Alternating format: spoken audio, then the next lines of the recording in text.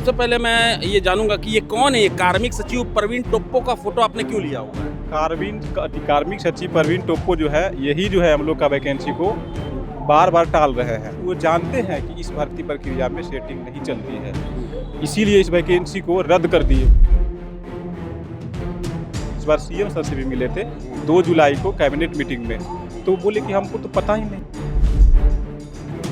माननीय मुख्यमंत्री को ये पता नहीं है कि जो आशु लिपिक की जो वैकेंसी है वो कैंसिल कर दी गई है। उनको कार्मिक विभाग जो है वो किसके अंतर्गत आता है ये भी पता करना पड़ेगा। कार्मिक के द्वारा किया गया कार्य जब मुख्यमंत्री को नहीं पता तो ये अपने आप में एक बड़ा सवाल है कि आखिर मुख्यमंत्री तक क्या ये जानकारी नहीं है कि वैकेंसी को कैंसिल कर दिया गया बिना किसी कारण के। सरकार बोलती है अबुआ सरकार, आदिवासी की सरकार। हम लोग खुद परेशान, मैं खुद आदिवासी हूँ। काहे की सरकार है ये?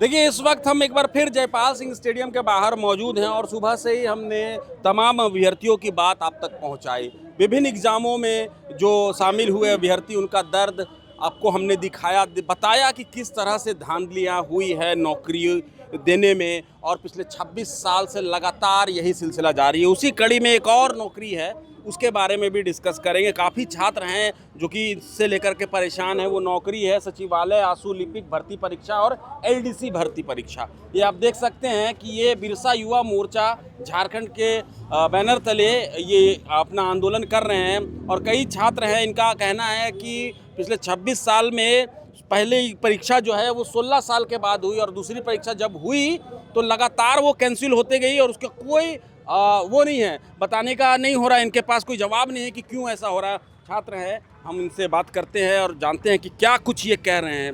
ये सबसे पहले मैं ये जानूंगा कि ये कौन है, ये कार्मिक सचिव प्रवीण टोप्पो का फोटो आपने क्यों लिया हुआ है? कार्मिक सचिव प्रवीण टोप्पो जो है यही जो है हम लोग का वैकेंसी को बार बार टाल रहे हैं। 2022 में ये वैकेंसी रद्द हो जाता है, फिर ये वैकेंसी 2024 में आता है। इसके बाद ये टाइम पास करते जा रहे हैं। वो जानते हैं कि इस भर्ती प्रक्रिया में सेटिंग नहीं चलती है, इसीलिए इस वैकेंसी को रद्द कर दिए। वो जिसमें सेटिंग चलती है, सीजीएल हो गया, जेपीएससी हो गया, उसको लेती है क्योंकि उसमें पैसा चलता है। आशु लिपिक यानी कि स्टेनोग्राफर है, तो ये तो आपको टाइपिंग, शॉर्ट हैंड वगैरह ये सब आपको करना होगा। जो टैलेंट होगा, जो लड़का जो करके आएगा उसी को ही ये नौकरी मिलेगी। इसी बेसिस में आप कह रहे हैं कि इस नौकरी में सेटिंग नहीं चलती है। बावजूद इसके जो कार्मिक सचिव हैं प्रवीण टोप्पो, जिनका इन्होंने ये फोटो लगा रखा है, आप भी देखें, और इनका नाम ये ले रहे हैं कि इनकी वजह से बार बार एग्जाम को कैंसिल किया जा रहा है। कुछ और बताना चाहेंगे कि क्यों एग्जाम का, मतलब क्या प्रोसेस रहा, कैसे शुरू हुआ और कैंसिल होने के बाद क्या कुछ हुआ? कैंसिल होने 29 जून को ये वैकेंसी कैंसिल हो जाती है। कब आई थी ये वैकेंसी? ये वैकेंसी 2024 में आई थी, एक बार पहले 22 में आई थी। हम लोग का 6 साल जो समय है आशु लिपिक सीखने में, 6 साल का समय लग गया और हम लोग पहले से सीख रहे हैं। कितना का तो उम्र भी पार कर गया है। तो हम लोग मांग करना चाह रहे थे कि सर हम लोग का एग्ज़ाम लीजिए, लेकिन ये 29 जून को वैकेंसी रद्द हो जाती है और बोलते हैं कि दूसरा चीज़ का तैयारी करो। जो हम लोग मिले हैं, इस बार सीएम सर से भी मिले थे 2 जुलाई को कैबिनेट मीटिंग में, तो बोले कि हमको तो पता ही नहीं कि वैकेंसी, हम तो नियुक्ति देने में लगे। माननीय मुख्यमंत्री को ये पता नहीं है कि जो आशु लिपिक की जो वैकेंसी है वो कैंसिल कर दी गई है। उनको कार्मिक विभाग जो है वो किसके अंतर्गत आता है ये भी पता करना पड़ेगा, लेकिन उनको नहीं पता है कि वैकेंसी कैंसिल कर दी गई। कितने पदों के लिए थी ये वैकेंसी? 455 पद के लिए था। 455 पदों के लिए थी। अंतिम समय में जब आया ना, तो आने के बाद सरकार इसको 4 बार कैलेंडर में डाल चुकी है कि अब आपका एग्जाम होने वाला है। 4 बार कैलेंडर में डालने के बाद इस वैकेंसी को रद्द कर लिया जाता है और बिना कारणवश। और इसका कारण जब जानने के लिए हम लोग विभाग जाते हैं, मंत्री के पास गुहार लगाते हैं, 81 विधायकों के पास जाते हैं, तो हर जगह कोई आश्वासन मिलता है और झूठी आश्वासन इसका, लेकिन कहीं भी जो है इसका समाधान नहीं मिलता है। जब कैबिनेट में हम लोग मुख्यमंत्री से मिलने की कोशिश की और मिले भी यहाँ तक, तो मुख्यमंत्री बोलते हैं कि हम तो वैकेंसी देते हैं, रद्द कौन करता है? कार्मिक तो जहाँ तक है मुख्यमंत्री के अंदर आता है और कार्मिक के द्वारा किया गया कार्य जब मुख्यमंत्री को नहीं पता तो मुख्यमंत्री का जवाबदेही क्या है?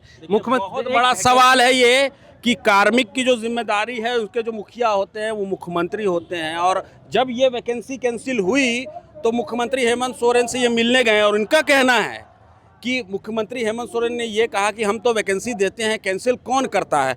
तो ये अपने आप में एक बड़ा सवाल है कि आखिर मुख्यमंत्री तक क्या ये जानकारी नहीं है कि वैकेंसी को कैंसिल कर दिया गया बिना किसी कारण के। अब रद्द तो कर दिया, रद्द करने के बाद जो है क्या कहते हैं, मुख्यमंत्री से हम लोग गुहार करते हैं कि आप जिस वैकेंसी को निकालते हैं उसमें एक बच्चे नहीं, झारखंड के लाखों लाख 2 लाख से ऊपर अभ्यर्थी डालते हैं। आप 2 लाख नहीं 2 लाख परिवार का आप बर्बाद कर रहे हैं। 2 लाख परिवार जो है इसी इंतजार में था कि इस वैकेंसी को आप पूरा करवाइएगा और तैयारी किए थे।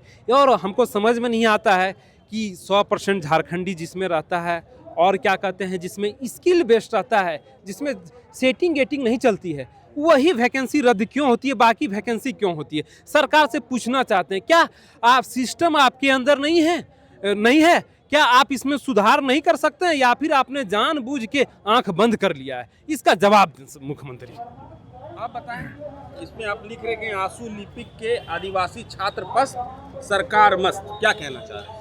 क्योंकि ये लिखने का कारण ये है कि हम लोग बहुत बार भारी संख्या में हम लोग कैबिनेट के पास जाते हैं ताकि मुख्यमंत्री से मिलने के लिए, कार्मिक सचिव के पास जाते हैं।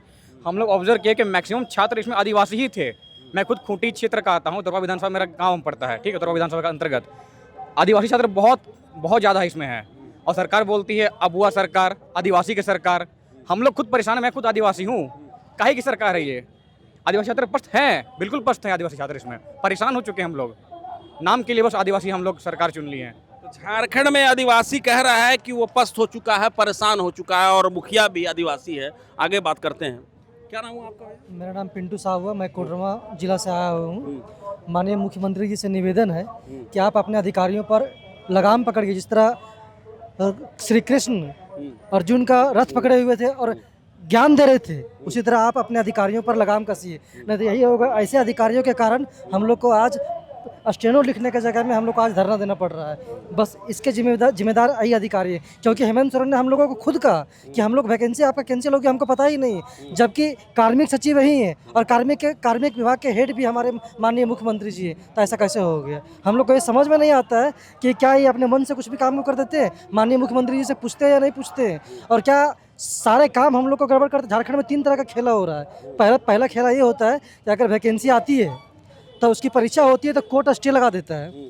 दूसरी, अगर परीक्षा होती है तो उसका पेपर लीक हो जाता है। और तीसरा, परीक्षा का डेट ही नहीं आती है। जैसे हम लोग का 2022 में वैकेंसी आया और जब चुनाव होने वाला था तो 16 दिसंबर को हाई कोर्ट का जजमेंट आता है रमेश हांसदा केस में, जो नियोजन नीति का मामला था। हम लोग एग्जाम सेंटर के अंदर थे, एग्जाम दे रहे थे हम लोग, और जैसे एग्जाम दे के निकले 16 दिसंबर को मोबाइल में मैसेज आता है कि सारी भर्ती झारखंड की रद्द हो जाती है। बताइए, हम लोग जो एग्जाम दिए, एग्जाम सेंटर के हॉल से तुरंत निकले 5 बजे, और दिमाग में कितना बड़ा बोझ पड़ा होगा। हम गार्जियन को फ़ोन कर दिए कि मम्मी एग्जाम अच्छा चल गया, और तुरंत 1 मिनट के बाद फिर फ़ोन करना पड़ता है कि एग्जाम में कैंसिल हो गया। ये दर्द देखिए, आप इनकी बातें आप सुनिए, और क्यों ना मतलब ये आंदोलित हों कि घर परिवार से दूर रह करके ये तैयारी कर रहे हैं। झारखंड के विभिन्न इलाकों से आकर के रांची में रहते हैं, तैयारी करते हैं, और एग्जामिनेशन सेंटर हॉल में ये एग्ज़ाम देते हैं।